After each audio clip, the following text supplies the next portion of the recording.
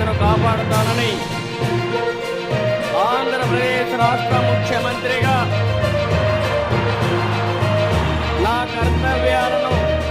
శ్రద్ధతో అంతఃకరణ శుద్ధితో నిర్వహిస్తానని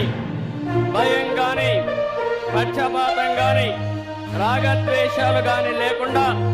రాజ్యాంగాన్ని శాసనాలు అనుసరించి ప్రజలందరికీ న్యాయం చేకూరుస్తానని దైవ సాక్షిగా ప్రమాణం చేస్తున్నాను.